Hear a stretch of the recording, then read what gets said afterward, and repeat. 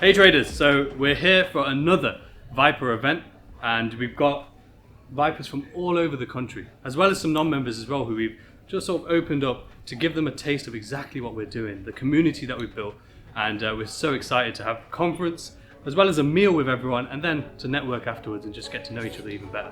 Hopefully we'll catch you on the next event. Big time, no diamonds in my teeth, I got a lot of shine. Running up the number, that's a lot of crime. Try to take it from me, must be out your mind. I'm big time, lot of slime. Smoky in the air, that's a lot of pine. Pockets running over with the dollar sign. Try to take it from me. Louis, you want Louis to begin? Been training for 3 years, had a good 2-year period where it was hardship, it was frequent losses, what I'm sure a lot of you may resonate with. Very frustrating times, working jobs you don't want to work alongside trading. It's very easy to get disheartened and whatnot, but thankfully, thank you to Riz, he showed me sort of the way with it. Higher time frames, always king. I always like to start on at least the weekly, if not at least the weekly, sorry, if not the daily. It just obviously gives you that clarity, right? There's intent in this move, and look how long it took to come all the way back down, okay? So there's definitely, this is definitely a valid buy zone, okay? However, a key thing, what happened, what was present on the market, on the price action, we failed to make a higher high, okay? Structure-wise, we never made a higher high.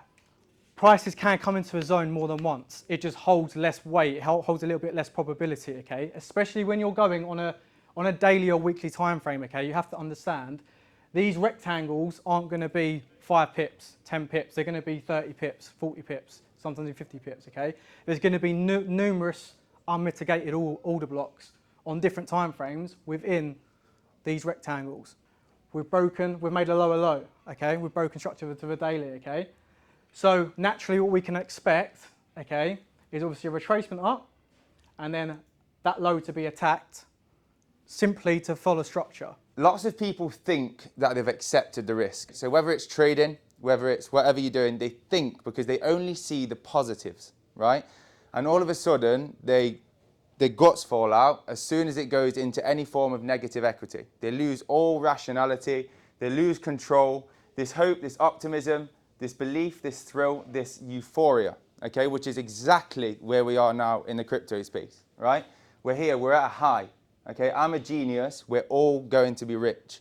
It's very easy to invest when we're seeing never-ending green candles blast into the upside.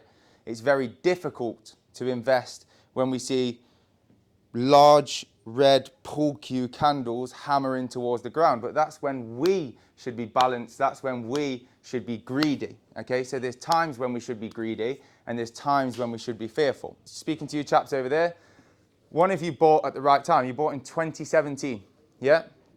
Now, I hope that you've sold some of your investment, whatever it is. I hope that you've realized some profit. You can't time it to the day. You can't catch the top, the very top. You can't catch the very bottom. You're looking to buy somewhere near the bottom and sell somewhere near the top. So trying to think that I'm going to get the perfect exit, okay? It's not a rational way of thinking. It's not going to happen, okay, in any investment. Okay, so as far as crypto goes, understanding market cycles. So those of you that watch my YouTube, I'm a big believer, especially with the large cap coins. Bitcoin halving cycle, undisputed champ so far in crypto. It's absolutely, it's so accurate. It's essentially where the block reward for the miners is halved every 4 years, which creates a massive supply and demand bubble, okay? So if that's halved every 4 years, it's still going to require the same mining power, yeah? So it's going to be still extremely expensive to conduct that, yeah? But the reward for doing so is halved, okay? So that would mean if the price were to stay the same, then the reward would be half in terms of monetary value. So it makes for great profit potential that when that supply and demand surge comes, then the price, if the reward is halved, then the price must double, okay, at a minimum. at a minimum, the price must double, okay? So I have no doubts that Bitcoin will one day reach 100,000, right? At a minimum, it has to double. But then you chuck in the fact that there's all this speculatory stuff around it. There's this whole stigma around it, and that's what drives it to go further than double, to go even, further past any sort of rational expectation of any other asset class. So I hope it was insightful, and I hope you got some lessons and try and be balanced in what you do. If you want to have a look at those charts after, when we go upstairs, have a chill together, shisha, whatever, come see me. We'll talk about some cycles. Those of you that are invested in crypto, those of you that are thinking about investing in crypto, come and have a chat. We'll have a little debate. That's it.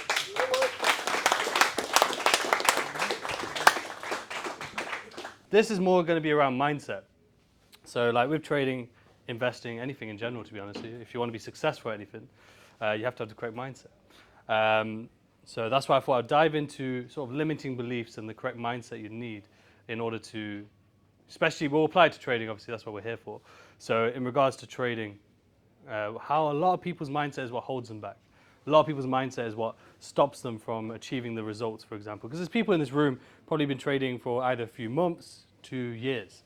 And everyone's in a different position. Some people may be consistent. Some people might be on that edge of consistency, maybe probably on that break-even stage. And then there'll be those who are still struggling, probably in losses. And the thing is, like, the biggest factor that separates those who are consistent and everyone else is the mindset. I remember when I started trading, I was so motivated. I was doing all the work. I was making sure I was reading. I was making sure I was practicing, back testing.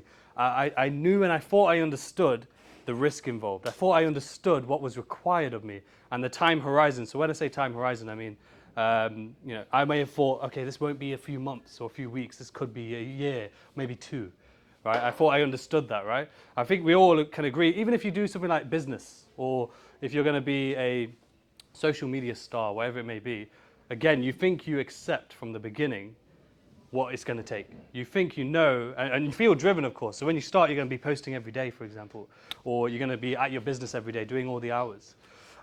Same with trading. You're going to be there, showing up. So when we start to trade, we have a clear vision of what we're trying to achieve, what we are looking for, and exactly where we want to get to. The desired results aren't there, for example, so we're not getting the results that we want, whether it's 10%, 5%, consistency. And we begin to doubt our path. We probably begin to doubt, is trading even possible? Is this something that I can actually become consistent at? We stop showing up. So we stop putting in that same level of focus, time, and energy. So, even I can talk from personal experience. So when I started trading, for the first, say, at least 3 to 6 months, I was on it. I was turning up, I was putting in chart time, turning up to any sort of webinars, taking in all the content I could and was focused and driven. Beyond that, though, I then began to just stop really turning up or watching webinars, just trying to trade, essentially, not doing anything else, not trying to better myself, not trying to become, learn more and forever improve. And that energy was gone, that drive, that focus. Controlling your impulses. So being a successful trader comes down to, as I said, the mindset, the discipline. Like everyone always talks about charts. Like we always see content online of charts or a particular trade breakdown. Even I'm guilty of it. But I try my best to focus on what matters, the foundations. If you don't have a strong foundation, just like with building, right? If you're building like even this building right here, if this building did not have a strong foundation to hold it up, it would just crumble. It may last a few years, it may last a while, a few weeks maybe, but eventually it's going to crumble. It's the same with your mindset, with any endeavor, especially trading. If you don't have a strong foundation of what is going to hold your trading up, your journey, and make it long, that longevity, essentially, it's not going to last. And many of you in this room would have seen that. Maybe you've had a week of success in the markets. Maybe you got lucky and had a month of success in the markets. Maybe even 6 months. But if that foundation is not there and it's not strong enough, it will crumble. And I'm sure many of you may have experienced, I've experienced that, I know. I would have a good month where I might have flipped an account from $1,000 to 5, and then within 1 week it's gone because there's no foundation. There was no mindset, there was no vision behind it. All I was doing was drifting. All I was doing was thinking, especially even when I was winning, I was thinking of those limiting beliefs. Now I'm going to be able to prove so-and-so wrong.